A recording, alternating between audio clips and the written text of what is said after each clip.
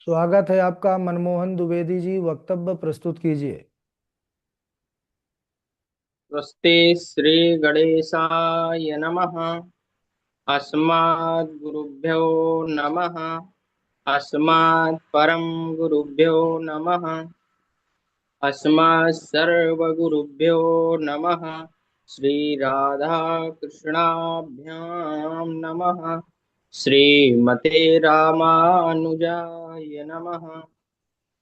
लंबोदरं परमसुन्दरमेकदन्तं पीताम्बरं त्रिनयनं परमं पवित्रम् उद्यद्दिवाकरनिभो ज्वलकान्तिकान्तं विघ्नेश्वरं सकलविघ्नहरं नमामि।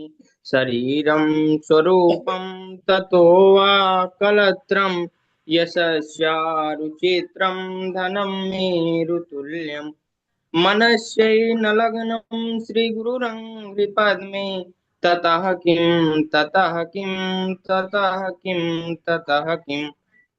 नारायणं नमस्कृत्य नरं चैव नरोत्तमं देवीं सरस्वतीं व्यासं ततो जयमुदीरयेत्। जयतु जयतु देवो देवकी नन्दनोऽयं जयतु जयतु कृष्णो वृष्णिवंशः प्रदीपः। जयतु जयतु मेघश्यामलः कोमलाङ्गम् जयतु जयतु पृथिवी भारनाशो मुकुन्दः। कृष्ण त्वदीयपदपङ्कजपञ्जरान्ते अद्यैव मे विशतु मानसराजहंसा। प्राणप्रयाणसमये कफवातपित्ते कण्ठावरोधनविधौ स्मरणं कुतस्ते। बर्हापीडं नटवरवपुः कर्णयो कर्णिकारं बिभ्रद्वासः कनककपिशं वैजयन्तीं च मालां रन्ध्रान् वेणोरधरसुधया पूरयन् गोपवृन्दैः बृन्दारण्यं स्वपदरमणं प्राविशत् गीतकीर्ति करारविन्दे न पदारविन्दम् मुखारविन्दे विनिवेशयन्तं वटस्य पत्रस्य पुटे शयानं बालं मुकुन्दं मनसा स्मरामि। रामाय रामभद्राय रामचन्द्राय वेधसे रघुनाथाय नाथाय सीताय पतये नमः। अंजनानन्दनं वीरं जानकी शोकनाशनं कपीसमक्षहन्तारं वन्दे लङ्का भयङ्करं मूकं करोति वाचालं पंगुं लंघयते गिरिं यत्कृपातमहं वन्दे परमानन्दमाधवम्। भक्त भक्ति भगवंत गुरु चतुर्नाम बपुए इनके पद वंदन किए नासत विघ्न अनेक। श्री श्यामा जू के पद कमल जब लग हृदय नवास श्याम भ्रमर आवत नहीं तब लगता के पास। नमामि भक्त वत्सलम कृपालुशील कोमलम भजामि ते पदाम्बुज अकामिनाम स्वधामदम। बोलिए श्रीमद् भागवत महापुराण की जय। सुखदेव भगवान की जय। श्री बाके बिहारी लाल की जय। सदगुरुदेव भगवान की जय। अनंत कोटि ब्रह्मांड नायक अचिंत कल्याण गुणगण निधान सर्वेश्वर सर्वाधिपति अकारण करुणा वरुणालय अकारण करुणा कारक सकल जन कल्य सापहारक परात्पर परब्रह्म अनंत कोटि कंदर्प दर्प दलन पटियान निर्गुण निराकार सगुण साकार जगदैक बंधु करुणैक सिंधु सच्चिदानंद घन परमात्मा श्री कृष्ण एवं श्री राधा रानी जी के युगल चरणार बिंदों में दास का बारंबार प्रणाम। समुपस्थित भगवत भक्त भागवत कथा अनुरागी सज्जनों, भक्तिमयी मातृ शक्ति भगनी बांधवो, सिया राम मैं सब जग जानी, करहूं प्रणाम जोर जुग पानी। आइए हम सभी श्रीमद् भागवत महापुराण के 8वें स्कंद के अंतर्गत के कथा को श्रवण करते हैं। उसके पहले थोड़ा सा हरि नाम संकीर्तन। श्री कृष्ण गोविंद हरे मुरारी, हे नाथ नारायण वासुदेव। श्री कृष्ण गोविंद हरे मुरारी, हे नाथ नारायण वासुदेव। हे नाथ नारायण वासुदेव, हे नाथ नारायण वासुदेव। श्री कृष्ण गोविंद हरे मुरारी, हे नाथ नारायण वासुदेव। श्रीमद् भागवत महापुराण की जय। बांके बिहारी लाल की जय। 8वें स्कंद को मनवंतर कहते हैं। मनवंतराणि सद्धर्म। 8वें स्कंद में 14 मनुओं का वर्णन है। मनवंतराणि सद्धर्म, प्रत्येक मनवंतर में उत्पन्न होने वाले मनु तथा सनातन धर्म, सत्पुरुषों के संतों के धर्म का वर्णन जिसमें किया गया हो उसे मनवंतर कहते हैं। स्वयंभुवस्य गिरो वसोऽयं विस्ताराच्छ्रता, यत्र विश्वस्रजां सर्गो मनुनन्यान्वदस्वनः। राजा परीक्षित श्री गुरुदेव जी से पूछते हैं, हे गुरुदेव, मैंने स्वयंभू मनु के वंश का विस्तार पूर्वक वर्णन सुना है। आन मनु देव जी कहते हैं, परीक्षित 14 इस समय 6 मनु बीत चुके हैं। पहले मनु स्वयंभू मनु हैं। दूसरे मनु अग्नि के पुत्र स्वरोचित मनु हुए। तीसरे मनु प्रियव्रत के पुत्र उत्तम नाम के मनु हुए। चौथे उत्तम के भाई तामस मनु हुए। और इस मनवंतर में भगवान हरि अवतार धारण करके ग्राह से गजेंद्र की रक्षा की।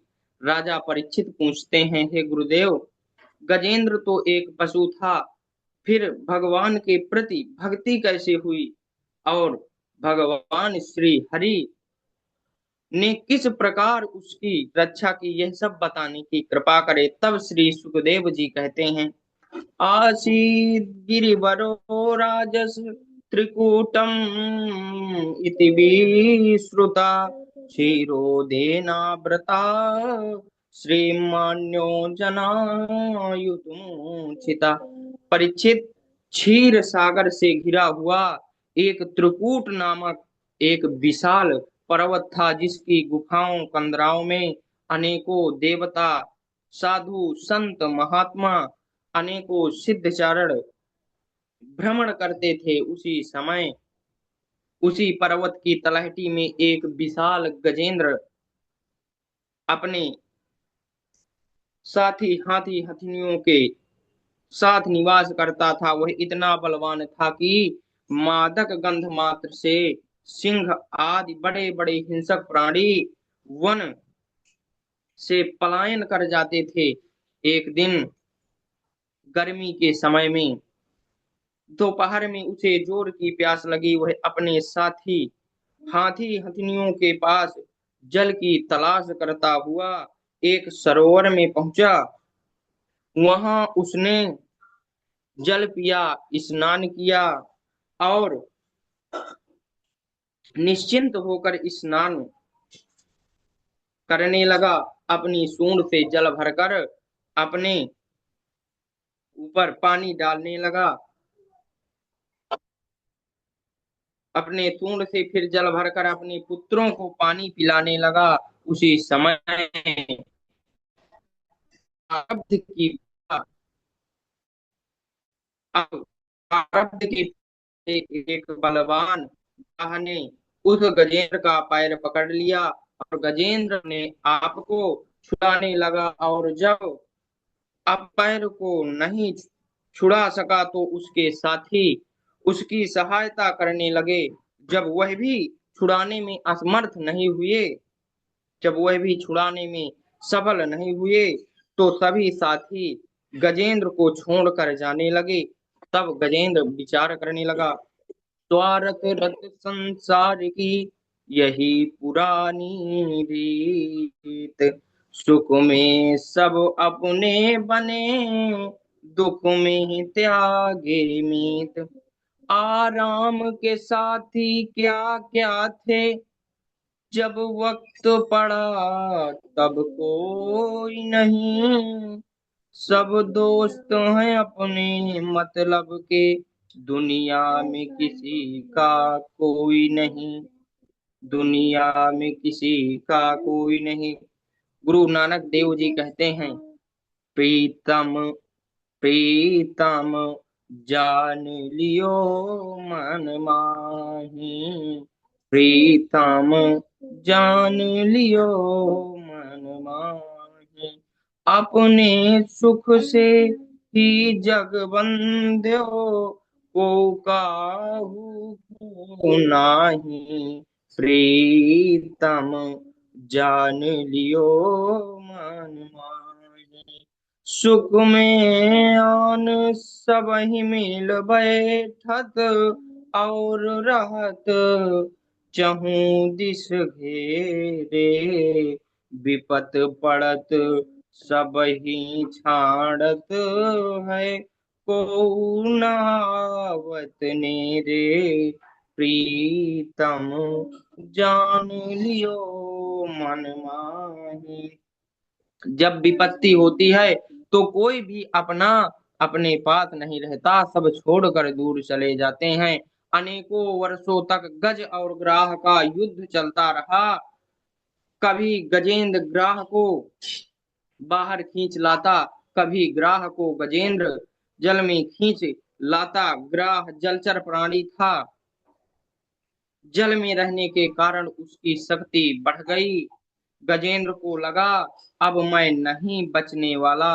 उस समय उसे भगवान का स्मरण आया, और वह भगवान की स्तुति करने लगा।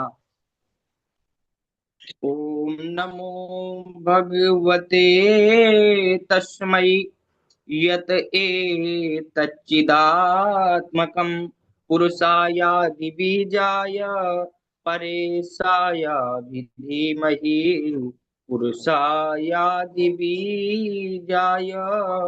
परेशाय धीमहि। जो इस जगत के मूल कारण हैं, समस्त प्राणियों के हृदय में पुरुष रूप से विराजमान हैं, जगत के एकमात्र स्वामी हैं, जिनके कारण संपूर्ण संसार में चेतना व्याप्त है। उन पर ब्रह्म परमेश्वर को मेरा नमस्कार है। मैं उनका ध्यान करता हूँ। गजेंद्र ने जब इस प्रकार निर्विशेष स्तुति रूप से भगवान की स्तुति की, जो नाम रूप से रखने वाले ब्रह्मा आदि देवता भी उनकी सहायता के लिए नहीं आए, परंतु भगवान श्री हरि से गजेंद्र की पीड़ा देखी नहीं गई। भगवान भोजन कर रहे थे, भोजन की थाल छोड़कर खड़े हो गए। माता लक्ष्मी ने भगवान का हाथ पकड़ लिया, कहा, प्रभु कहाँ जा रहे हैं। भगवान श्री हरि को इतनी तीव्रता थी कि माँ लक्ष्मी ने पूछा कि कहाँ जा रहे हैं। हाथ पकड़ कमला कहे, कहाँ जाते हो। हाथ जोड़ कमला कहे, कहाँ जात हो नाथ। हाँ तो कमला ने सुनी गजराज।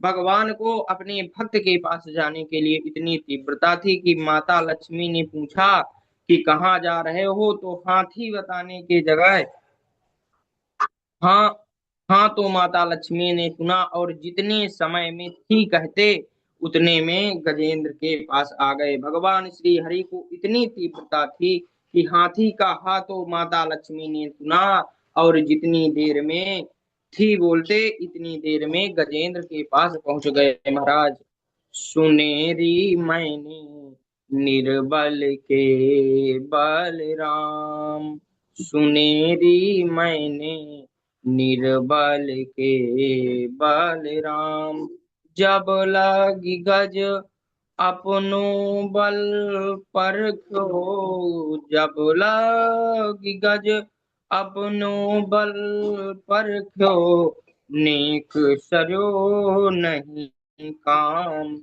सुनेरी मैंने निर्बल के बलराम, होई बलराम पुकारे तब प्रभु निर्बल, होई बल राम पुकारे निर्बल, होई बल राम पुकारे, तब प्रभु धाये आधे नाम, सुनेरी मैंने निर्बल के बलराम।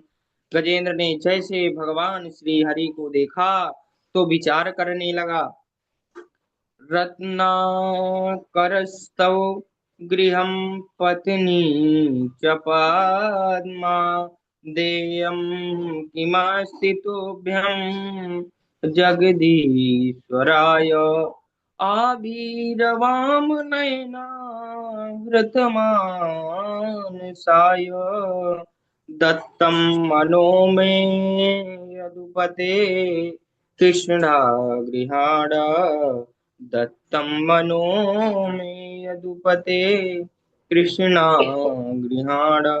अगर मैं इन्हें रत्न प्रदान करूं तो रत्नाकरस्तौ गृहो पत्नी च पद्मा, रत्न प्रदान करूं तो रत्नाकर समुद्र इनका निवास स्थान है। यदि मैं इन्हें धन समर्पित करूं तो धन की अधिष्ठात्री माँ लक्ष्मी इनकी पत्नी है, इसीलिए इन्हें मैं क्या दूं। तब गजेंद्र के मन में एक विचार आया कि हाँ, इनके पास मन नहीं है, क्योंकि मन तो ब्रज गोकुल की गोप कुमारियों ने चुरा लिया है। इसने गजेंद्र चुरा लिया है, इससे गजेंद्र ने अपना मन रूपी पुष्प, मन रूपी सुमन भगवान श्री हरि के चरणों में समर्पित किया और कहा, हे अखिल जगत के गुरु भगवान नारायण, मैं आपको बारंबार नमस्कार करता हूँ। भगवान श्री हरि ने जैसे ही गजेंद्र की पीड़ा देखी तो गरुड़ से कूद पड़े और गजेंद्र को पकड़ कर उसे जल से बाहर निकाला और अपने सुदर्शन चक्र से ग्राह का मुंह फाड़ दिया और गजेंद्र को मुक्त कर दिया। महाराज, यह देखकर देवता आकाश से फूलों की वर्षा करने लगे, जय जयकार करने लगे। बोलिए श्री हरि भगवान की जय। ग्राह का पूर्व जन्म में ग्राह कौन था? श्री सुखदेव जी कहते हैं, परीक्षित, पूर्व जन्म में यह ग्राह हुहु नाम का गंधर्व था। जब नदी में कोई भी स्नान करने आता तो ये जल के नीचे से डुबकी लगाकर आता और पैर पकड़ लेता, डरा देता और फिर हंसता। एक दिन ऐसे ही सबके पैर पकड़ते पकड़ते एक दिन देवल ऋषि का पैर पकड़ लिया, जिससे देवल ऋषि को क्रोध आ गया और उन्होंने श्राप दे दिया कि जाओ तुम ग्राह बन जाओ। तब हुहु गंधर्व ने देवल ऋषि के चरण पकड़ लिए और क्षमा मांगी। तो देवल ऋषि ने कहा, इसी प्रकार अब पैर पकड़ते रहना, जिस दिन किसी भक्त का पैर पकड़ लोगे उसी दिन इस ग्राह योनि से मुक्त हो जाओगे। आज ग्राह ने भक्त गजेंद्र का पैर पकड़कर ग्राह गजेंद्र से पहले मुक्त हो गया। महाराज, श्री सुखदेव जी कहते हैं, परीक्षित, यह गजेंद्र जो था यह पूर्व जन्म में गजेंद्र पूर्व जन्म में इंदुम्न नाम का राजा था। वह राज्य पाठ छोड़कर वन में चला गया। वहां उसने बड़ी बड़ी दाढ़ी मूछें बढ़ा ली और महात्माओं का वेश धारण कर लिया और भगवान का भजन करने लगा। एक दिन अपने शिष्य मंडली के साथ अगस्त मुनि पधारे। उन्हें देखकर उनका स्वागत न करना पड़े, इसलिए उसने अपने नेत्र बंद कर लिए। त्रिकालदर्शी अगस्त मुनि समझ गए यह समाधि का ढोंग रच रहा है, तो श्राप दे दिया कि राजन, तुम गज के समान बैठे हो, जाओ गज हो जाओ। और आज भगवान ने इस गजेंद्र को भी मुक्त कर दिया। बोलिए श्री हरि भगवान की जय। परीक्षित पांचवे मनु तामस के भाई रैवत हुए। छठे मनु चक्षु के पुत्र चाक्षुष हुए। इस मनवंतर में भगवान ने समुद्र मंथन कराकर अमृत पिलाया। अजित, कच्छप और मोहिनी आदि अनेकों अवतार हुए। राजा परीक्षित पूछते हैं, गुरुदेव भगवान ने किस प्रकार मंथन करवाया और कौन कौन से रत्न राशियों समुद्र से निकले, यह सब बताने की कृपा करे। तब श्री सुखदेव जी कहते हैं, बहुत सुंदर बताया कि क्या क्या रत्न निकले, बहुत रत्न मुद्राएं निकली। हम अगले वक्तव्य में श्रवण करेंगे। आज की कथा यहीं तक। बोलिए श्रीमद् भागवत महापुराण की जय। सुखदेव भगवान की जय। सदगुरुदेव भगवान की जय। बाके बिहारी लाल की जय। राधा रमण सरकार की जय। राधे राधे गुरुदेव, प्रणाम। बहुत बढ़िया, बहुत अच्छा मनमोहन जी, बहुत बढ़िया। ठाकुर जी कृपा बनी रहे। जहाँ जी थे।